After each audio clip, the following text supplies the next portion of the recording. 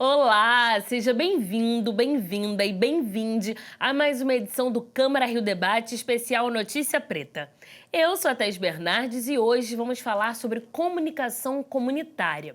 Para falar sobre esse assunto, eu recebo aqui no estúdio 3 convidados. Eu começo as apresentações com Pamela Carvalho, que é moradora da Maré, comunicadora comunitária, educadora, pesquisadora e ativista das relações raciais e de gênero. Ela também pesquisa os direitos de populações de favela. Seja muito bem-vinda, Pamela. Muito obrigada, Thaís.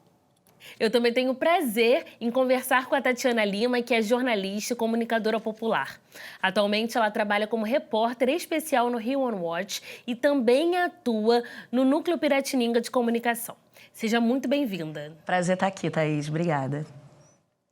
E o nosso terceiro convidado é o Oswaldo Lopes. Ele é cria da Rocinha e hoje atua como repórter e social media do jornal Fala Roça. Seja muito bem-vindo. Muito obrigado, Thaís. Prazer. Feita por meio de rádios comunitárias, canais de televisão, jornais de bairro, fanzines, panfletagem e por aí vai, a comunicação comunitária é um instrumento essencial de exercício de cidadania para a população moradora da favela e da periferia de todo o Brasil. Que tipo de comunicação é essa?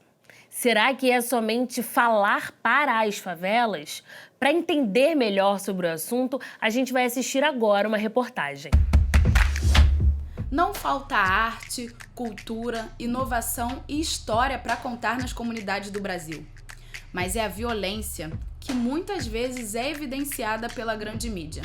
Feita por pessoas que vivem no território da favela e que veem a realidade local pela perspectiva do morador, a comunicação comunitária vem mostrando o outro lado das comunidades e desconstruindo essa visão negativa. A missão dos comunicadores é evidenciar a potência das favelas, dar força e voz aos moradores e denunciar os problemas sociais. Veículos como a Agência de Notícias das Favelas, a ANF, vem fazendo esse trabalho.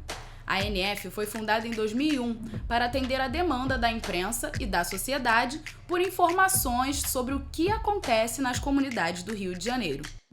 Eu percebi muito forte a violação de direitos humanos na década de 90, então eu comecei a fazer denúncias sobre violação de direitos humanos. E aí eu comecei a divulgar isso para a grande imprensa, né? Eu tinha um mailing de imprensa, que acontecia alguma coisa, eu escrevia um texto, disparava aquele e-mail e daqui a pouco estava todo mundo me ligando.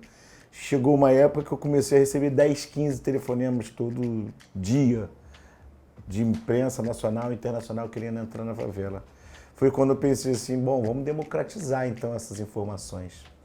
E assim eu tive a ideia de criar a Agência de Notícias das Favelas. Formada por 800 colaboradores, a Agência de Notícias das Favelas distribui 50 mil exemplares do jornal somente no Rio e conta com contribuições voluntárias dos seus leitores, sem valores fixos.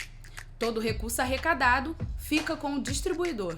A comunicação comunitária cumpre um papel fundamental dentro das periferias de todo o Brasil. Para a expansão da atividade, é necessário o engajamento e fortalecimento dos comunicadores, que lutam pela democratização da informação e pela participação direta da população na gestão do seu próprio território. Bom, a gente viu na reportagem, né, o que é comunicação comunitária, o que pra gente que faz isso no nosso dia a dia, muitas vezes é muito claro, mas a gente tem aí a gente enfrenta, né, digamos, uma visão do que a gente faz, do que realmente a gente faz. Aí eu trago pra você, Oswaldo, o que é essa comunicação que acham que a gente fala, porque muitas vezes acham que comunicação comunitária é o que fala da favela pra favela, não entendendo que todos os temas são temas da favela: política, economia, sociedade, esporte, todos os temas são nossos temas, do que realmente é e do que vem que é. Como que vocês trabalham isso no Fala Roça? Bom, em diversos aspectos, O Fala Roça tem, por linha editorial, não cobrir violência armada. Mas a gente também pode mostrar que existem outros tipos de violência. A falta de saneamento básico é uma violência. A falta de acesso à luz é uma violência. A falta de acesso à água potável em casa é uma violência. E, além disso, também, na favela, a gente tem grandes potências. A gente vai nessa contranarrativa porque a favela também tem coisa boa. A história de uma senhora pode reverberar e influenciar outras pessoas. Porque a gente não dá voz para as pessoas, a gente é apenas um porta-voz. Então, a gente potencializa as histórias boas que o morro precisa. E é por isso que a gente segue fazendo um jornalismo favelado, periférico, de quebrada mesmo, porque é para todos. A gente precisa mostrar que a história vai muito além do que os outros contam. E, Tatiana, você que tem experiência de anos, né, já com comunicação comunitária, como que você vê essa relação do que é passado na mídia tradicional e o que é produzido por quem faz comunicação comunitária? Porque muitas vezes, eu sempre falo isso, no Notícia Preta, quando as pessoas falam assim, você faz um jornalismo diferente. Eu falo, não, eu faço o jornalismo que tem que ser feito. Eles fazem um jornalismo diferente. Quando eu faço um jornalismo onde eu não uso a expressão antecedentes criminais para justificar que uma pessoa teve um direito seu violado, eu não estou fazendo um jornalismo diferente. Eu estou fazendo o que tem que ser feito. Como que você vê essa relação da linguagem mesmo da mídia tradicional e da mídia comunitária?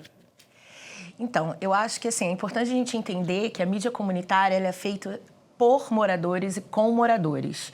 O para moradores é porque o nosso principal público que a gente quer atingir, contar e, inclusive, trazer uma outra linguagem com os nossos vizinhos. A nossa tia é a tia que, enfim, vende paçoca, que a gente compra o picolé. E aí tem essa questão de que, primeiro, as pessoas acham que existem assuntos restritos para a favela ou, na verdade, isso é um preconceito, um racismo até, porque a gente tem que racializar as questões. Afinal de contas, todo tipo de assunto é assunto do jornalismo. Então, por que quando se fala de mídia comunitária é só certos assuntos? Quem é a população das favelas? Quem é a população das periferias e das quebradas? Em geral, é uma população negra. Eu, por exemplo, tenho 20 anos de comunicação comunitária, sou cria do Tuiuti e do Quitungo e iniciei na comunicação comunitária na Rocinha, num antigo jornal chamado Rocinha Notícias. Inclusive, o fundador do jornal faleceu há 2 semanas, o Carlinhos, da Rocinha. E aí, lá, eu entendi, no dia a dia, com a comunidade, com ele, de que, primeiro, a favela está em nós e somos nós. Então, independente de onde a gente está trabalhando, a gente tem essa visão e está tentando falar sempre com os nossos vizinhos, com os nossos tios, com as nossas mães, com os nossos primos, enfim. E também, além disso, que nenhum assunto deve ser tabu. Nenhum assunto deve ser tabu, porque a gente mesmo se autocensurar, né, e pensar que a gente tem que seguir uma agenda que é dessa mídia tradicional, é a gente produzir até talvez, pensando assim, um racismo contra a gente mesmo. No sentido, né, uma autocensura, um estereótipo, enfim. É isso que eu penso. Eu acho que todo assunto pode ser discutido numa mídia comunitária, inclusive a mídia comunitária precisa ser respeitada, porque ela é extremamente qualificada e muito mais qualificada de falar sobre a perspectiva local do que os repórteres que, às vezes, entram na favela, quando não faz um jornalismo na porta da favela, né, na beira. Exatamente. Você trouxe a questão racial, né? No Notícia Preta, a gente faz jornalismo antirracista. E eu digo que todo jornal comunitário, ele também é um jornal antirracista, porque a maioria da população no Brasil é negra e nas favelas e periferias também é uma maioria negra. Você, Pamela, você trata muito também dessa questão racial. E como que você traz para a sua comunicação esse entendimento racial dentro da comunicação? Isso é super, super importante. Eu acho que é um dos caminhos que me leva para a comunicação e que faz com que eu descubra que eu estava sendo comunicadora. Porque né? você é uma historiadora de formação, né? Exatamente. Eu sou historiadora, mestra em educação e já era educadora, mas me incomodava muito isso que vocês estavam também trazendo um pouco das narrativas que eram contadas sobre as favelas.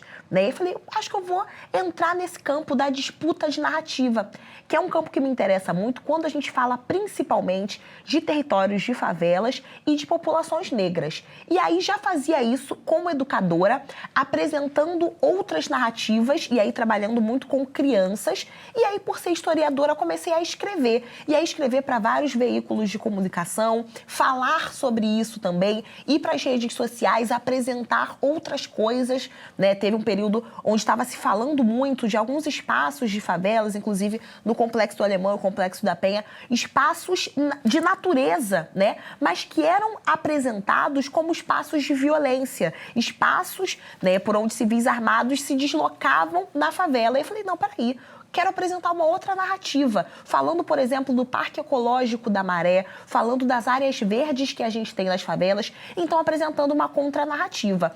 E aí, nesse caminho, fui convidada para ser editora de uma revista, que é a revista Amarelo, justamente trazendo essa perspectiva. Como a gente pode, enquanto pretos favelados, estar em vários espaços de comunicação e pautando os nossos territórios, a nossa pele e a nossa história da forma que a gente sabe que é verdadeira.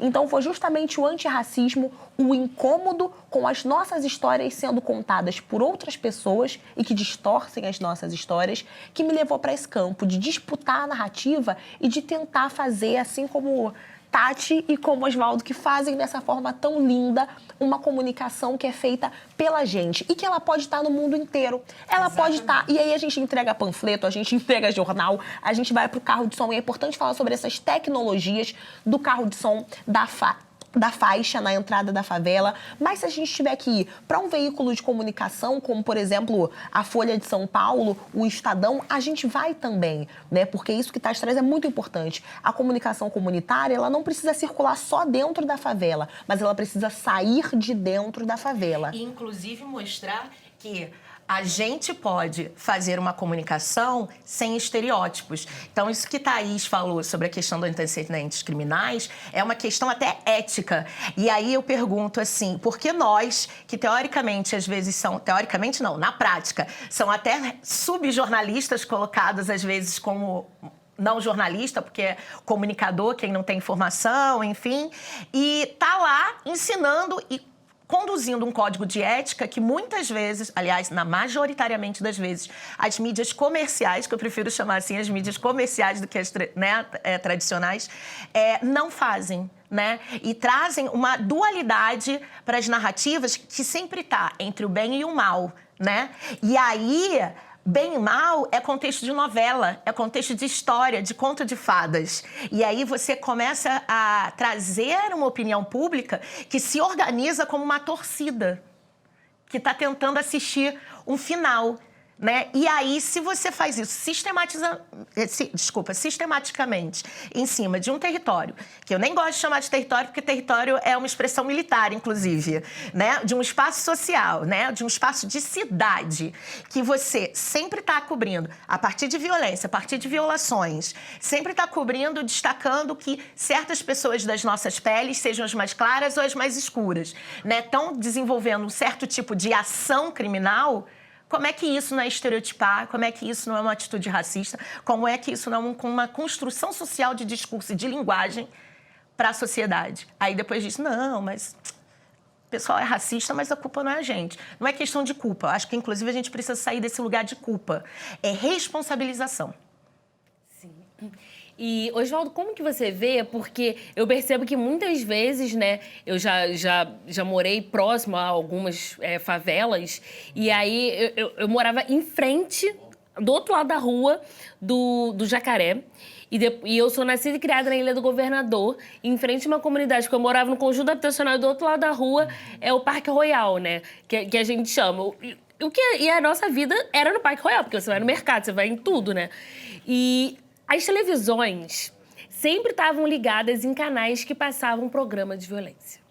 E aí eu queria ver com você como que vocês entendem no Fala Roça a importância de vocês de ser um jornal que não tem esse lugar apenas, né, que mostra a desgraça, mas ao mesmo tempo o morador que tem ali o mercadinho dele, ele tá vendo aquilo na televisão, ele tá consumindo aquilo o tempo inteiro. Então, de um lado, tem uma galera produzindo, tipo, uma mídia que fala, olha aqui, não é isso. E do outro lado tem a televisão dele que tá ali, sabe, vendendo algo no balcão e vendo, ih, gente, morreu um, ih, morreu dois. Como que vocês veem essa relação do morador? É até engraçado, porque primeiro a gente parte de que as matérias, quando a gente tem reunião de pauta, é sempre boas matérias, né? Então, e a gente vê muito isso na distribuição do impresso, quando a gente circula pela Rocinha. Porque quando a galera fica meio receosa de pegar o nosso impresso, que é distribuído gratuitamente para todo mundo. Então, a galera fica assim, pega, é um jornal, tem boas notícias aí, a gente traz coisas boas. Porque as pessoas estão cansadas de ver a violência a todo momento, a violência da cidade. E mais uma violência no seu local, não rola. Então, a gente traz essas boas histórias, seja a história da Dona Maria Risonetti, que passou com 58 anos para pedagogia, sabe, na UERJ. Então, ela é a capa do nosso jornal. E aí, na distribuição, eu conheço essa senhora. E ó, avó, volta a estudar. Então, a gente tem muito esse feedback nas entregas. E sem falar também, hoje em dia, com o poder das redes sociais, a gente consegue alcançar o maior número de jovens, o maior número de pessoas. Então, hoje em dia, está tudo conectado, literalmente. Então, seja a história de uma senhora que nasceu aqui na Rocinha, cresceu, hoje em dia pode mostrar que o neto dela entrou na faculdade e a pessoa que está lá do outro lado, em outro país, se conectar com aquele jovem. Então, isso é muito importante e muito bom para a gente, sabe? Porque é trazer essas contranarrativas, sempre, porque a favela não é só violência. A favela é potência. E tratando-se de Rocinha, a Rocinha é um solo muito fértil, aparecem muitos projetos, tem muitas iniciativas culturais. Então, isso precisa ser valorizado e contado, para que mais pessoas vejam que aquele território, aquele local também é uma potência e faz parte da cidade. Pessoal, o Câmara Rio Debate vai para um breve intervalo. Não sai daí que a gente volta já já.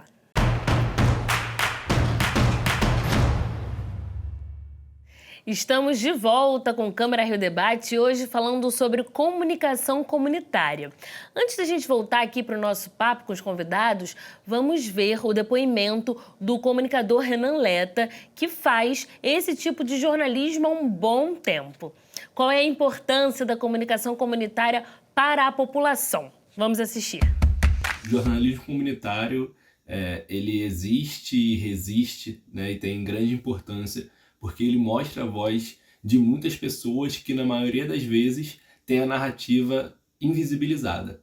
Então, o jornalismo comunitário ouve e tem propriedade para falar dos assuntos da favela, com os moradores das favelas, cobre todos os assuntos, dando importância para a narrativa que vem dos moradores, para a narrativa que vem daquele local, e falam com propriedade de quem conhece o ambiente, de quem tem um lugar de fala sobre aquelas situações, e não só um olhar de fora para dentro, né?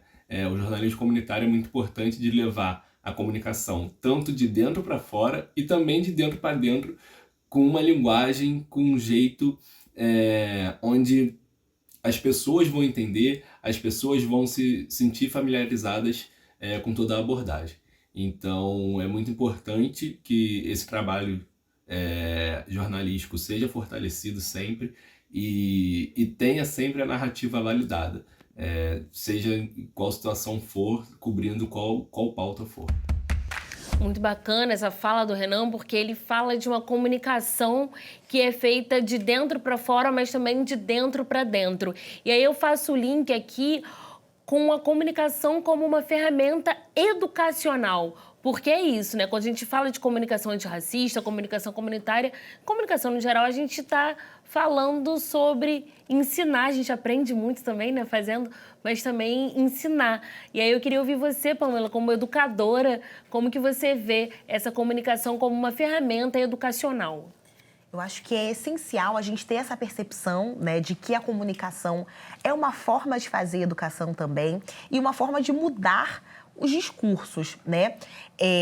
Várias vezes a gente pensando atividades educativas, a gente faz um exercício, né? Que é jogar nos buscadores de internet, por exemplo, criança feia e depois jogar criança bonita. Quando a gente joga criança feia, em grande maioria as imagens que aparecem são crianças negras, crianças de favela.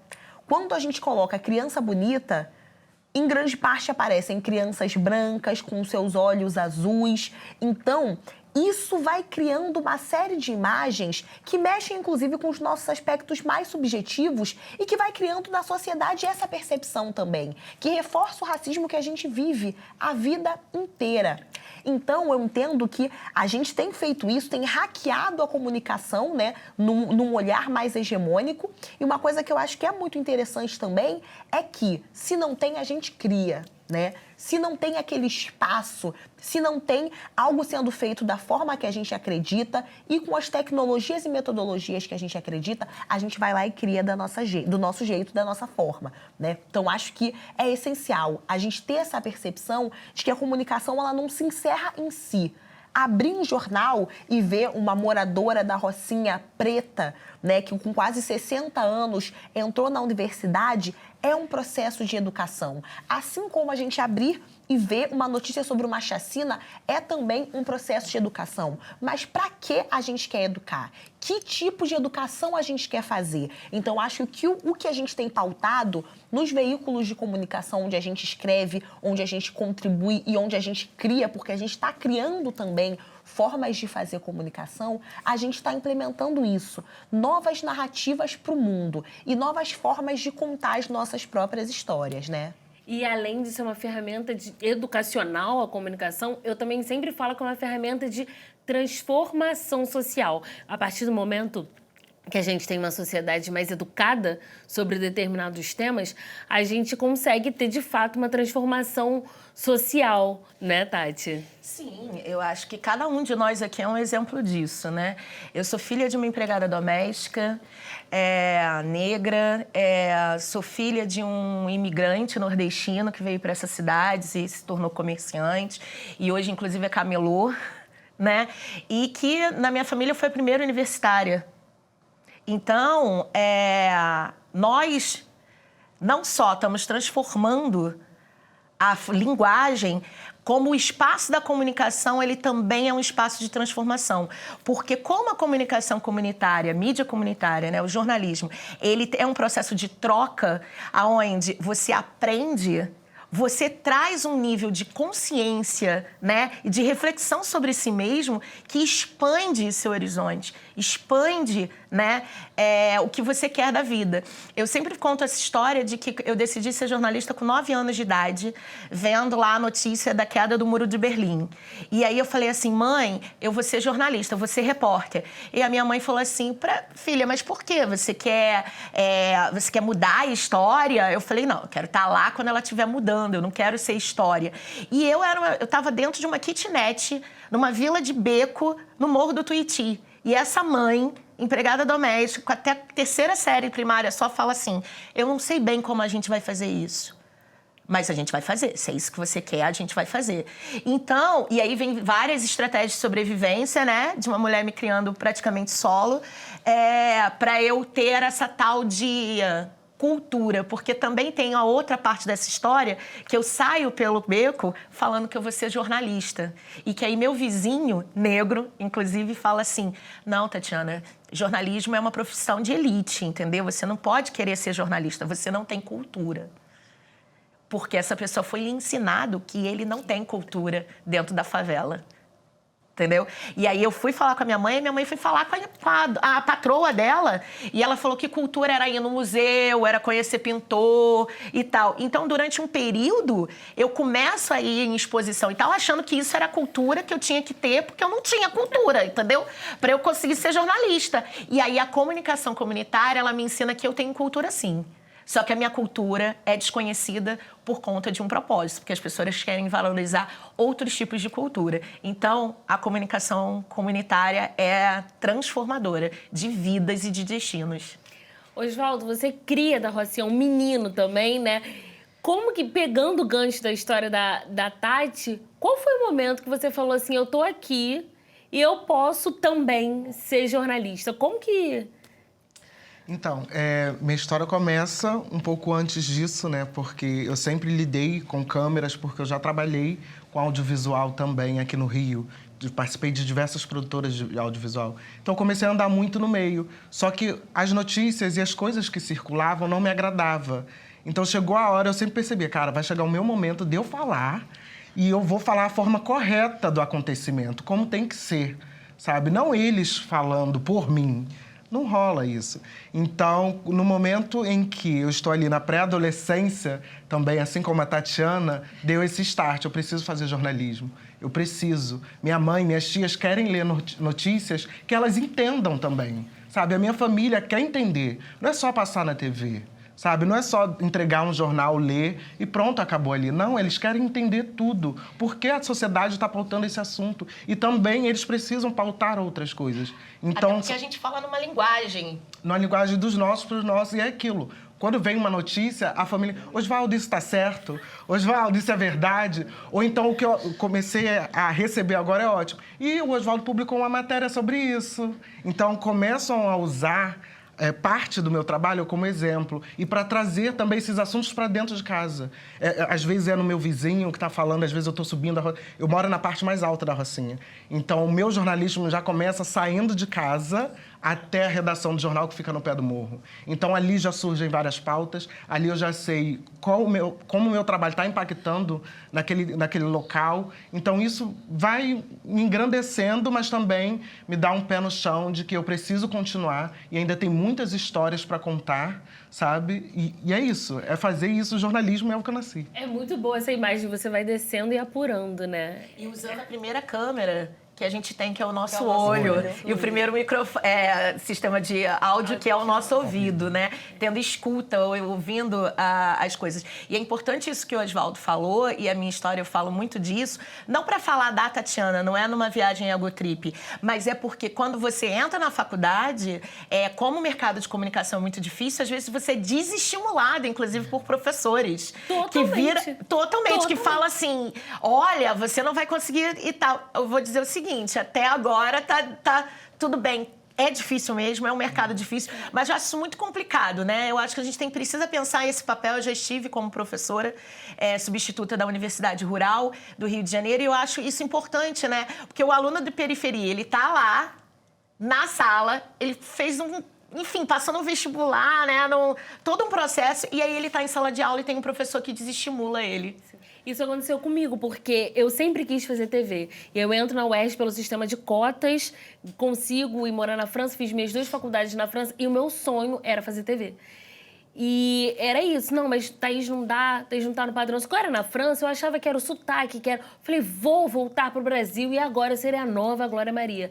Ledo engano, porque eu também não conseguia. Eu falava, gente, né? Eu nunca me encontrava e vinha na minha mente, não, isso não é pra mim. A TV não é... Porque eu nasci nos anos 80, né? Sim. Então, assim, eu entrei na faculdade em 2004. Era uma outra época. Tem pouco tempo, mas parece que tem muito tempo. E eu não me via nesse lugar, não me deixavam me ver nesse lugar. E aí, só para complementar, também tem isso, mas eu também percebo muito da nova geração. Sim. Porque, por exemplo, o Fala Roça foi convidado para palestrar na PUC Minas, para uma galera de lá. Então, o nosso editor-chefe, o Michel Silva, foi lá dar uma palestra, falar sobre o impresso, falar outras coisas. E também o feedback nas redes sociais. A gente é muito... Hoje em dia, a galera quer fazer monografia, quer fazer outras coisas. E tem professores usando matérias do Fala Roça em sala. Sim. Então, a gente percebe que há, sim, um interesse e que também novos espaços estão sendo contados. E aí, eu vou aproveitar esse gancho para trazer para a Pamela sobre essa questão das redes sociais. O Notícia Preta também é muito procurado. A gente foi tema de diversas monografias. Nunca imaginei. E eu fico muito feliz também desse lugar.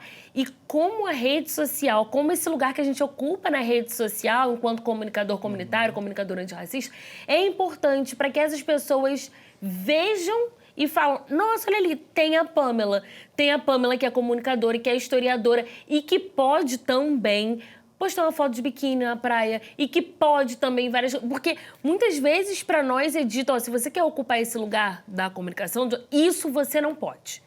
né? E você, nas suas redes, você traz justamente... Eu vejo, assim, uma mulher negra comunicadora que pode o que ela quiser poder, né, Pamela? Você tem esse feedback dos mais novos, você pode dizer assim, porque eu já tô com... né? Pra mim são os mais novos, deve ser a idade de vocês. Pra mim, os mais novos. Você também é... O povo jovem. O povo jovem, que nasceu, que não viu a Copa de 94, entendeu?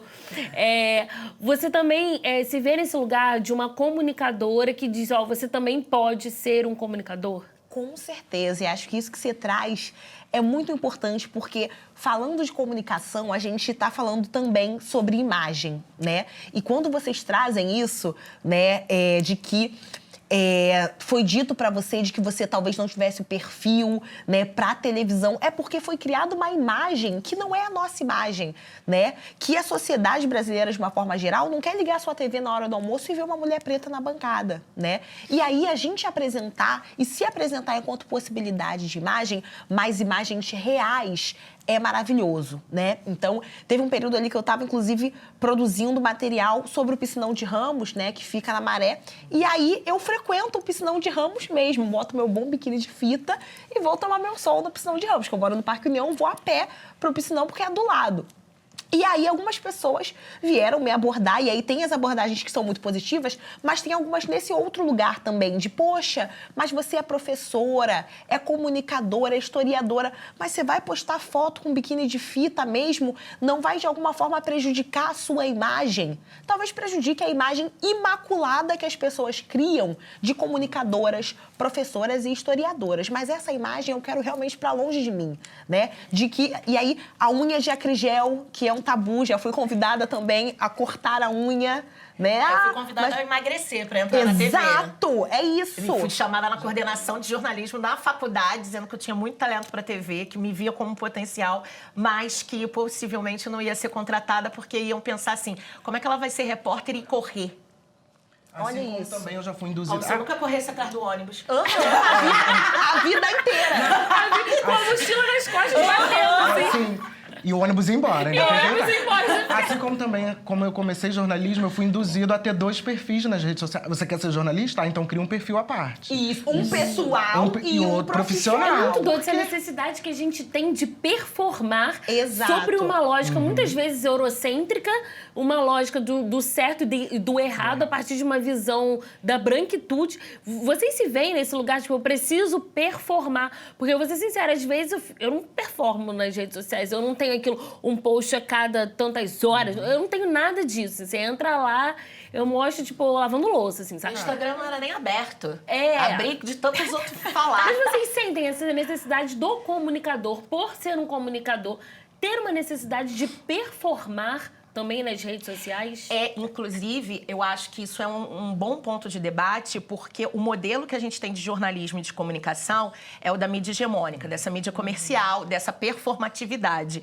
E aí, algumas mídias comunitárias ou comunicadores, no começo, sem experiência, né? Porque também são isso, são pessoas que estão se encontrando. Volto a dizer, não vamos para a culpa, vamos, né, pensar no contexto. Eles copiam esse modelo. E aí, depois ele percebe que isso pode até afastar ele de linguagem, da forma de falar. Então, assim, é uma necessidade que é colocada e que a própria mídia comunitária, às vezes, dá uma escorregada, mas aí se repensa e mostra que uma outra narrativa nas redes sociais é possível, porque a rede social fala diretamente com a minha tia. Sabe? Exato. E aí, assim, não mudando de assunto, mas porque eu acho essa história boa, teve uma vez que eu trabalhava na Pulsar Brasil, né, que era uma agência de notícias de rádios comunitárias do Brasil, e eu liguei para minha tia para fazer uma entrevista com ela. Sabe o que foi a minha tia me respondeu? Me entrevistar? Eu, tia, te entrevistar. Ela falou, mas eu não sei falar. E eu falei, imagina, tia, você está falando. E aí foi claro, como é minha tia, mas eu sempre trago isso quando eu faço oficinas de comunicação popular, né, hoje para trocar e devolver o que eu aprendi sobre isso. Como a galera, nossos pais, nossos tios, nossos jovens, porque eu não estou falando só também da galera mais velha, eles acham que eles não têm, não sabem falar. Aí você fala, não, mas hoje todo mundo tem rede social. Depende. Eles falam, não, eu falo lá umas coisas na rede social, mas não sei falar para dar uma entrevista, não sei falar para tal assunto. E eles sabem muitas mais, às vezes, de quem está perguntando. Pessoal, foi um prazer receber vocês aqui. Passou tão rápido, foi tão bom. Passou tão rápido. Muito obrigada a você que está aí em casa também assistindo a gente. Obrigada pela audiência. E você também pode acompanhar o conteúdo desse programa e de muitos outros nos podcasts da Câmara, na sua plataforma de áudio favorita. Veja também outras notícias nas redes sociais no Câmara.rio. O Câmara Rio Debate de hoje fica por aqui. Até a próxima. Tchau, tchau.